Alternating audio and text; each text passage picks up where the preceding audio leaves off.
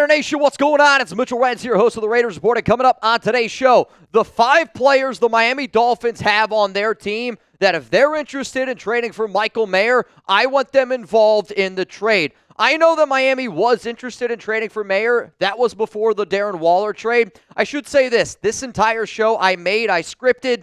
Jeremy built the whole thing. Before the Waller trade, we switched around a few little things because I do still think that there is a chance. It is a small chance that the Dolphins still could be interested in trading for Mayer because I believe Mayer is a better tight end than Darren Waller. I also believe Mayer is a totally different tight end than Darren Waller. So even though Las Vegas is not interested in trading for him, and if you want to see my full breakdown of what the Waller trade means for the Las Vegas Raiders and for Michael Mayer, that link is going to be available to y'all down in the comments and down in the description of today's show. But let me be very clear. I do not want the Raiders to trade Michael Mayer. However, if you are given an offer that you cannot refuse, you have to at least entertain that offer. So what you're going to see today on my show is my best way of saying, here are some offers that I don't think the Raiders could refuse. If you do not know this, though, I want you to go down to the comments section. We are an interactive YouTube channel here on the Raiders Report. If the Raiders trade Michael Mayer to the Dolphins,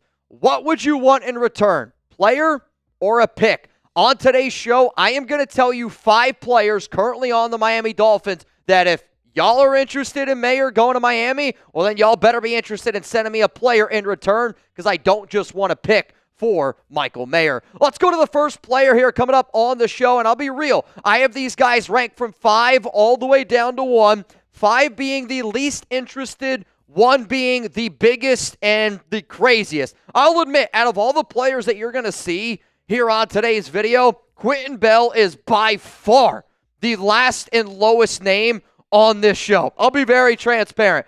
He was drafted by the Oakland Raiders in 2019 in the 7th round. I don't know how many of y'all remember that. He didn't end up making the 53-man roster, but he was on the practice squad in 2019. Played 2 seasons in Tampa Bay in 2019 and 2020. So those are 2 years with John Spytek, at least being able to understand and learn what type of player he is. But also, he won a Super Bowl with Tom Brady, which I think if you're TB12, you're going, all right, like, that's a little guy that I'd like to be able to bring in a little bit more depth. If the Raiders were to make this trade, they would owe Bell $1.1 million this upcoming season, so it's not asking for all that much. Though, some of you are probably going, well, Mitch, he didn't make the team in 2019. Why would we want him now? Last season in Miami, 258 snaps, an overall PFF grade of 64.8. Did solid in the pass rush game. Really nice Rebel Montana run defense grade right there. But I look at Bell at 29 years old, at 6'4", 250 pounds. And I believe that this is a player that could potentially help out this Raiders linebacker / edge room. Because I do think if you allowed him to be an athlete and you let him just kind of fill in the shoes of somebody maybe along the lines of a Tommy Eichenberg, I'll be real with you. If I were to go out and get Quinton Bell, I would want to use him as predominantly as like an edge rusher. And in my mind, if you want to say compete, I would want Quinton Bell to compete with somebody like Devin White because I do think that their skill set is kind of similar in certain regards. Again, Bell's much better at coverage. White's a better athlete, but just something to keep in mind. So here's the first trade that I'm going to throw out there for Michael Mayer and for the Las Vegas Raiders. The Silver and Black get a 5th-round pick in 2026. I'll be transparent. Because the Dolphins already traded for Darren Waller, I originally said that my guess that the trade ended up going down would be a 4th-round pick. I don't know if you're going to still get a 4th-round pick, so for a guy like Quinton Bell and the Raiders receive a 5th-round pick in 2026. But again, this is the by far lowest trade that I have. Every other trade from here on out, I'm going to tell you, it's going to blow your freaking mind. Let's go to number 4 here. And it's going to be Jordyn Brooks, linebacker from Miami. And Brooks, one of the things that you're going to see is a very similar path of there's got to be certain connections, I think, for a deal like this to ultimately get done. And if you're the Raiders and if you're going to trade away Michael Mayer, you have to have certain connections. You have to be confident about the player that you're getting in return. For a guy like Brooks, he was drafted by Pete Carroll, 27th overall in the 2020 NFL Draft. Played 4 seasons in Seattle with Pete. And if the Raiders were to make this deal, they would owe him $7.8 million this season and they would owe him basically around that exact number next season. But what's interesting is you could essentially get Jordyn Brooks for a 1-year prove-it deal, $0 million guaranteed in his next 2 seasons. So if you're Brooks, you go, all right, I'd be entertaining this idea because I want some guaranteed money on my contract. And he's got some big tackle numbers. I will also say that there's a part of me that wonders if Jordyn Brooks were to be involved, maybe the Raiders would try to trade away a guy like a Landon Roberts, send him back down to Miami. But Brooks is a tackling machine. Last year, 1,039 snaps, had an overall PFF grade of 71.3. Definitely a lot better used in the run defense game. I do think, though, that he offers you a little bit more versatility, and some people might say he's built more for a 3-4 defense. I do think with the Raiders, if you went out and you traded for the 27-year-old Brooks, I know that Las Vegas kind of wants to go with this 2 linebacker set, which is typically what PG likes to do, and you're going to see a lot of rotation between Jermaine Pratt, Landon Roberts. Could you also, though, then see a little bit more rotation if they decided to go with a 3 linebacker set because maybe we're not as confident in some of the players that we have in the secondary? Just wanted to bring up Jordyn Brooks, though, because of his connection to Pete Carroll. Though, this is the trade that I would ask for. And I'll be real, Miami probably hangs up the phone, and they probably aren't interested in doing this deal because they view Brooks as a starter. Though I view Michael Mayer as, sure, he's not the tight end 1, but I view him as a starter on this team. So you swap inside linebackers, and you're able to go out and get Michael Mayer. We get Jordyn Brooks, who I do think would be the best linebacker on this Raiders team. If you're watching this show live, you're going to get to find this out soon, potentially. Or if you're not watching it live, we're going to be having a special guest Thursday, July 10th at 4 p.m. Eastern Time. Make sure you're subscribed. Make sure your notifications are turned on, because when you see who this special guest is, and when you see him live on the show, I guarantee you're going to want to ask him a question. Let's go to number 3, and this is where I feel like I'm getting even more and more excited, because out of all the trades that you're going to see today, I actually think that Ashton Davis is the most likely out of the ones that I'm going to discussing. Why? The Miami Dolphins just traded for Minkah Fitzpatrick. Davis went from being the starting free safety, and you also have to remember, they signed him this offseason he was on the Jets, and they also lost Javon Holland, who went to the New York Giants. I believe Davis is at his absolute best when he's playing center field. And when you think about coaching connections, I know he's not with us anymore. Ricky Manning was the Raiders quarterback coach last season. Also did a little bit of DB work with the New York Jets previously to that. He had a Davis connection, so I watched a lot more tape on him.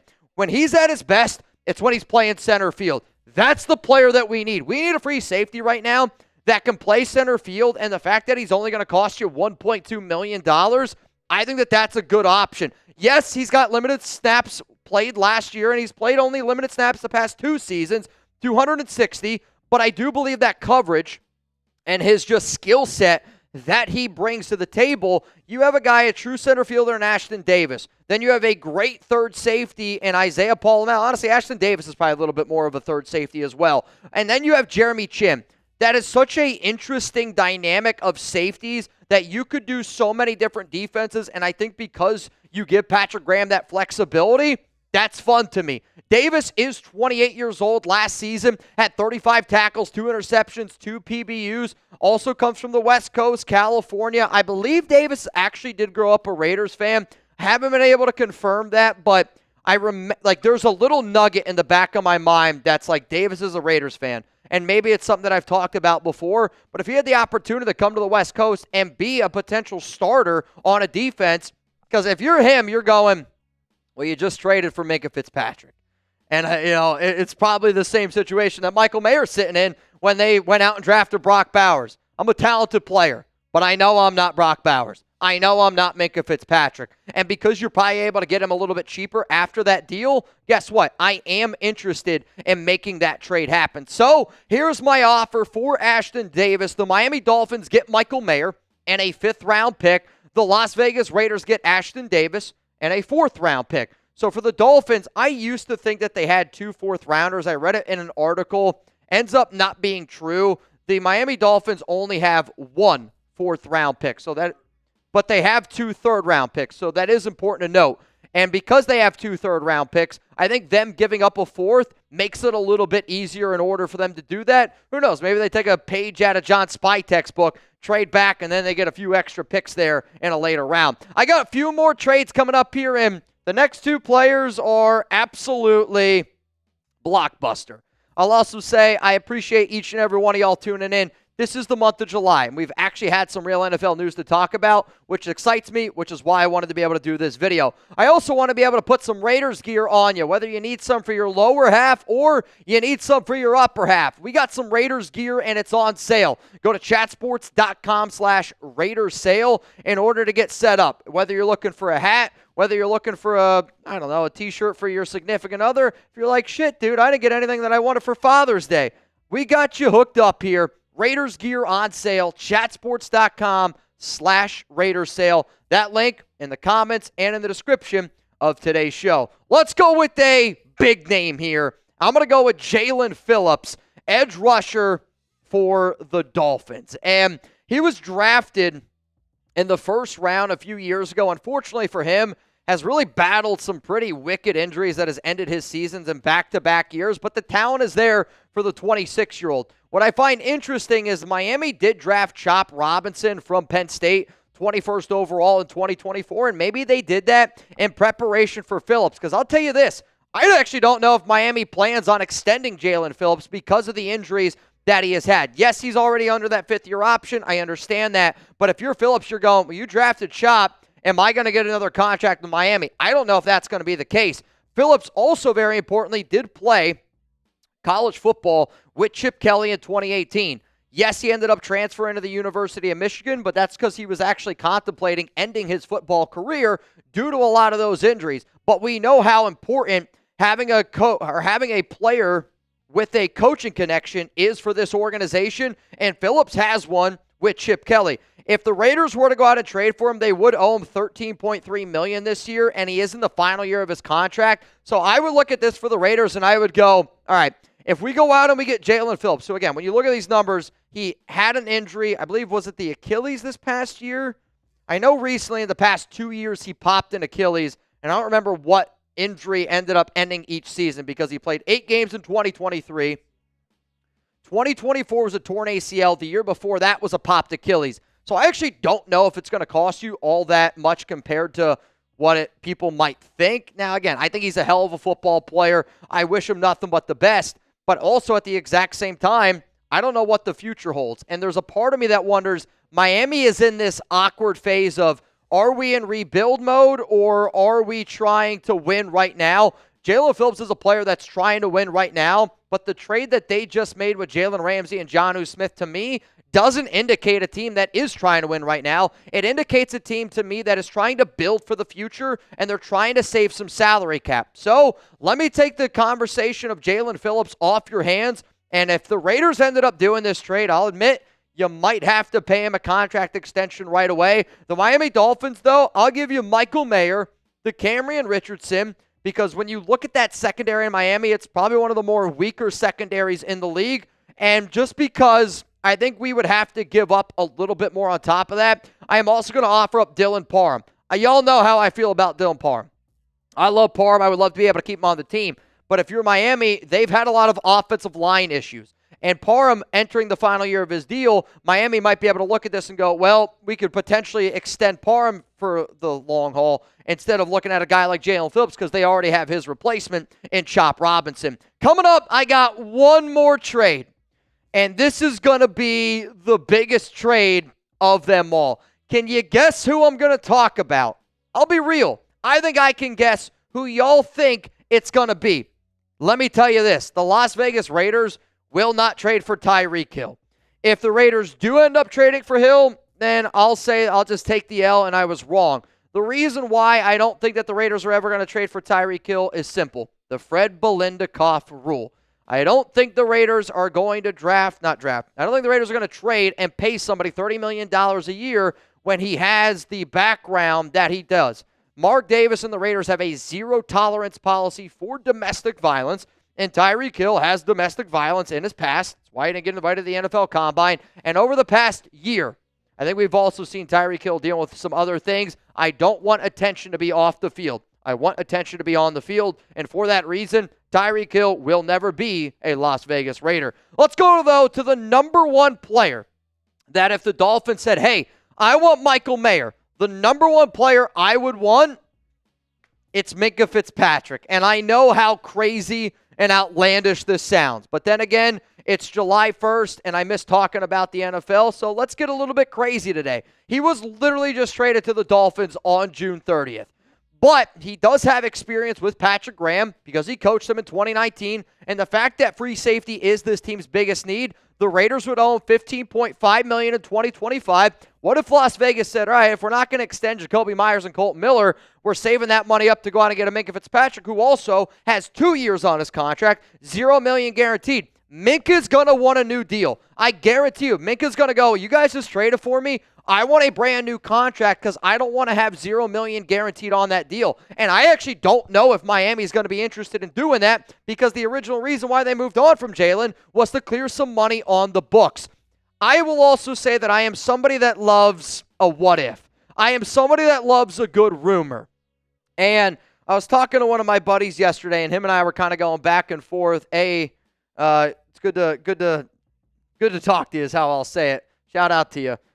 We were kind of talking about this crazy idea of could the Raiders, Dolphins, and Steelers be a team that was involved in a three-way trade? And I know that three-way trades haven't happened since 1987, but do you all remember the rumors that apparently Jalen Ramsey wanted to go to a West Coast team? What if that West Coast team was the Raiders because they were in conversations, not for Jalen Ramsey, but for a Minkah Fitzpatrick, for somebody that played at Alabama, for somebody that's got some coaching ties to this Raiders organization, for somebody that is considered a captain, a leader, and also fills out a major team need that we have. So to me, I look at a guy like Minkah, and I would love the idea of being able to go out, and I would love the idea to try to go out and get him. And I would also pay him very heavily because at 28 years old, he is one of the best players in the secondary, and I do really think that he could totally transform this Raiders defense. Just saying. It's interesting. I know it's outlandish. What's even more outlandish is this trade. And let's do it. Let's get crazy. My fifth trade idea. The Raiders get Minkah Fitzpatrick. The Miami Dolphins get a tight end in Michael Mayer. They get a linebacker drafted in the 5th round, a cornerback drafted in the 4th round, a safety drafted in the 7th round, and I'm also going to throw in a 4th round pick in 2026. I know this is a lot to give up for a player like Minkah, but I also think Minkah is a top 10 safety in the NFL, and I think because of that versatility, he could really help out this defense from top to bottom. I also don't know if Tommy Eichenberg's a lock to make the team. I don't know if Trey Taylor's a lock to make the team. I don't know if DeCamerion Richardson is a lock to make the team. So if I could just move on from those guys and help out Miami, get a little bit cheaper, take some of that salary cap off the books, I know how crazy this trade looks. But guess what? If it meant I could get Minkah Fitzpatrick, I would do it in a flippin' heartbeat. So here are 5 trades that if the Dolphins were interested in Michael Mayer, these are 5 players that I believe Pete Carroll, John Spytek, and this Raiders regime would potentially be interested in going out and getting because it helps the roster and because of all the coaching connections. So I saw the JT42 said none of those guys are starters. I don't know if you're talking about the Raiders side or the Dolphins side. The Dolphins side, all but Quinton Bell is probably a starter. For the Raiders, you're not totally wrong. Michael Mayer would be a starter on that team. But when you look at the Miami Dolphins from a linebacker, a secondary standpoint, I do think Trey Taylor and DeCamerion Richardson obviously make that team. I don't know if they're locks to make the team for the Las Vegas Raiders. If you made it this far in the video, I appreciate you. I know how outlandish, I know how crazy this show was, and that's even coming from me. But I still wanted to be able to provide some content simply because Jeremy and I already spent all day building the show, and right when Darren Waller trade ended up happening, we're like, well, how are we going to talk about this? I do still think that Mayer could be dealt to Miami. If it went from being a 5% chance to a 1% chance, it might only be a 1% chance. But I do still think that there is a possibility for that reason. If Michael Mayer is traded to the Dolphins, those are the players that I want in return.